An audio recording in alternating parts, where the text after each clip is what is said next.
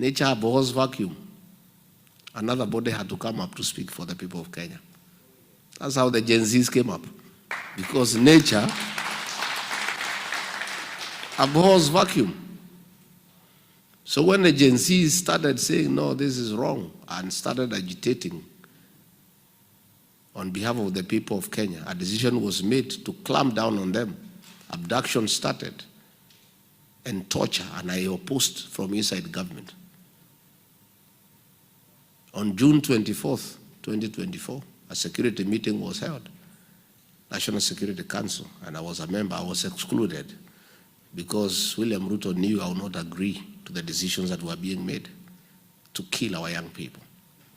A decision was made to massacre and butcher children the following day on June 25th. That's how your nephew succumbed to bullet wounds. Children, young ones, were killed like chicken.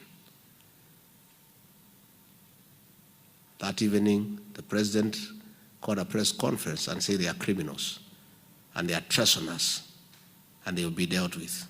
The following day, as deputy president, on 26th, I flew to Mombasa and called a press conference and told off William Ruto. You remember? Yes. And from that day, we never saw eye to eye. We never spoke again. We started talking on SMS. He couldn't believe that I could tell him off publicly. And I told him I cannot be part and parcel of a government that kills children.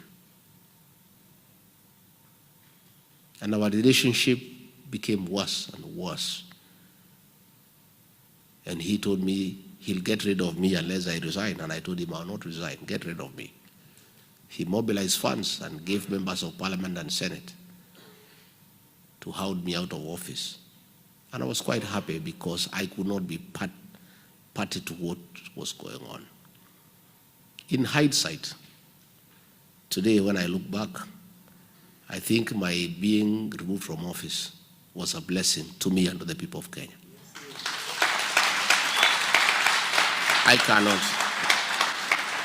I don't want to imagine that today I will be deputy president and be part of what is going on, because I will not accept. So we would not have agreed. Tungekosana kwa sababu singekubali.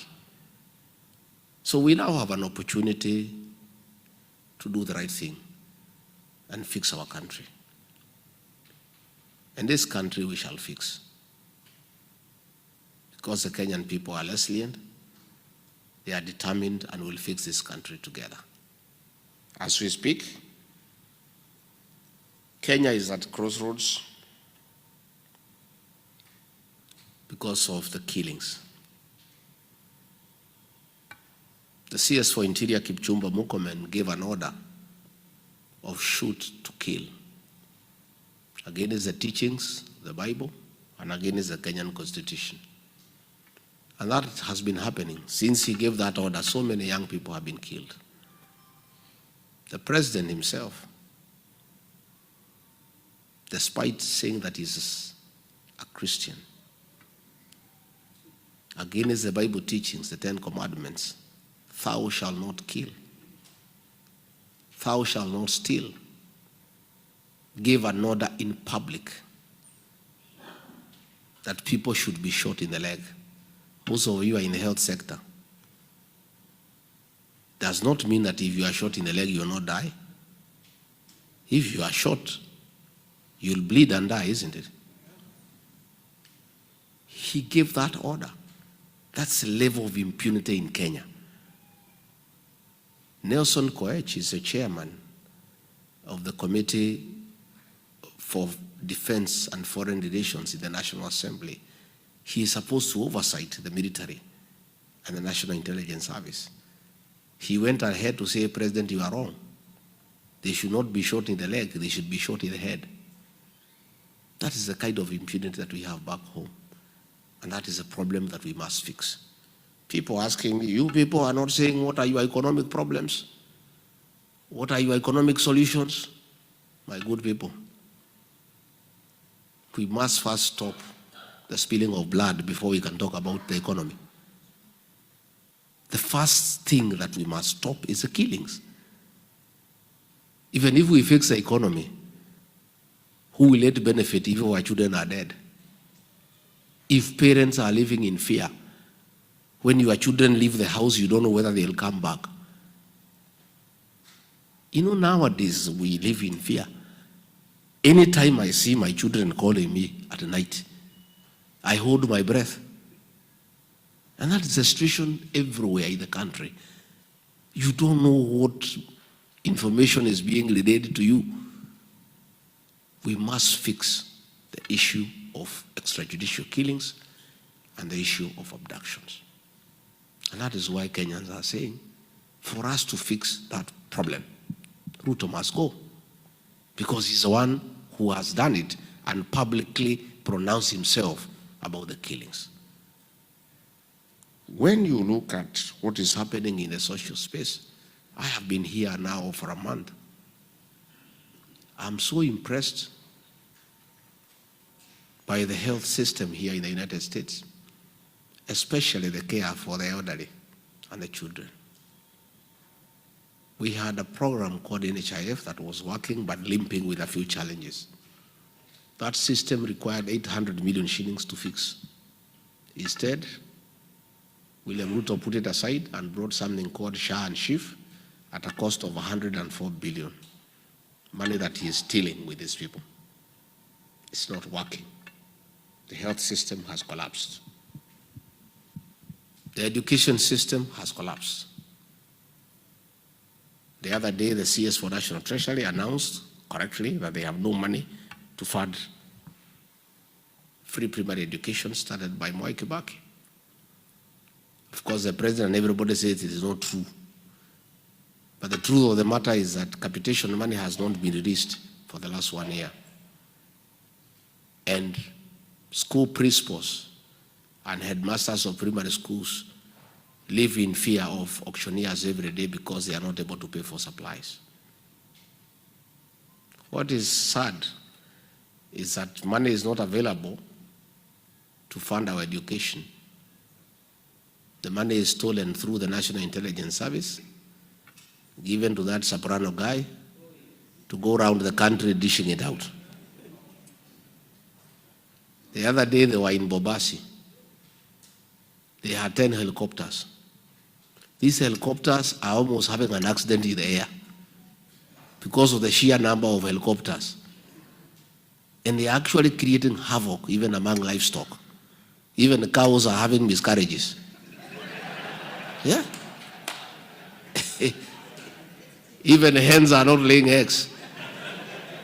Because their helicopters are all over the village wreaking havoc and creating fear among animals.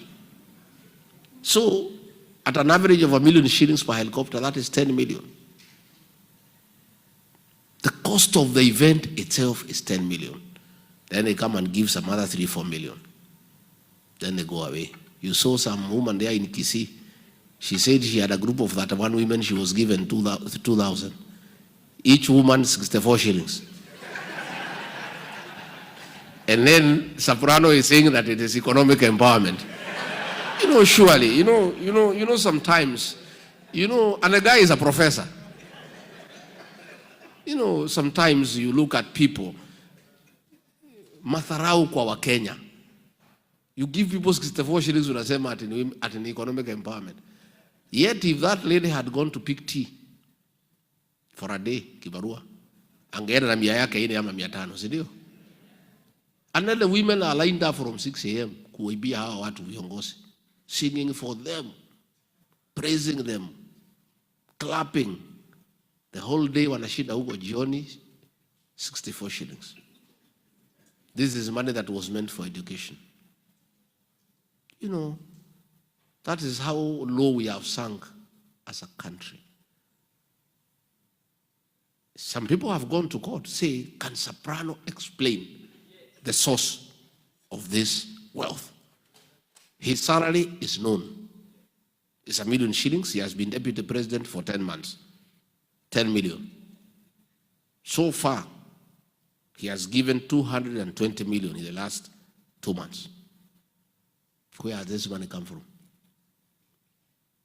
These are proceeds of corruption. And this is money meant for education. And that's why Kenyans are saying one term. And you cannot blame the people of Kenya. Because all you ni kuchekelea wa Kenya. You know, you are laughing at the people of Kenya. Their children are at home, they cannot go to school. They are having harambes to settle their hospital bills because there is no drugs in hospital. Then unachukua helicopter 10 na sunguka na pesa from one meeting to another. It's the level of impunity that is going on in the country. Again, when you look at it, is a violation of human rights in the country. It's at the lowest. Today, our team of DCP was in Gilgil town for a meeting and were beaten up by police.